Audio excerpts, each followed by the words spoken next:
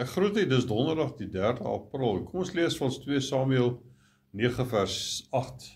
Toe buig hy, dit verwys daar by Mephiboset, en sê, wat is die idee daar, dat u na 'n dooie hond soos ek is, omgesien het?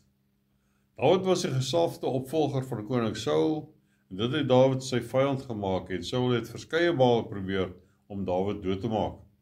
Saul se seun Jonathan was Dawid se beste vriend, en hy het probeer om vrede tussen sy pa en Dawid te bewerkstellig, maar toe hy sien dit gaan nie werk nie, toe beveel hy aan dat Dawid maar moet vlug.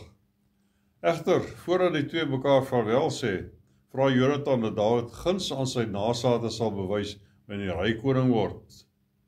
Daarna sterf Jonathan saam met sy pa Saul in die oorlog.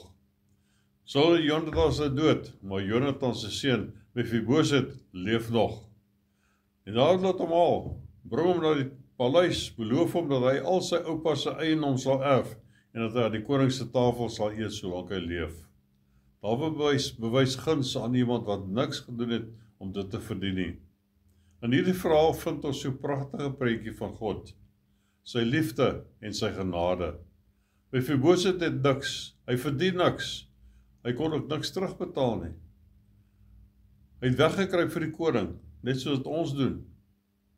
Ons het niks om aan God te bied nie.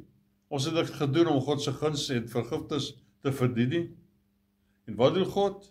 Hy soek ons, hy neem ons aan, hy nooi ons aan sy tafel te eet en deel is van sy koninklike gesin.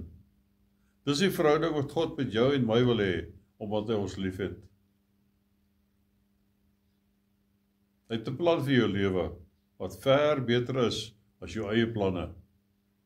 Jy moet net na hom toe kom, sy aanbod omarm, en jou lewe sal nooit weer dieselfde wees nie. Mag die Here u seën. Amen.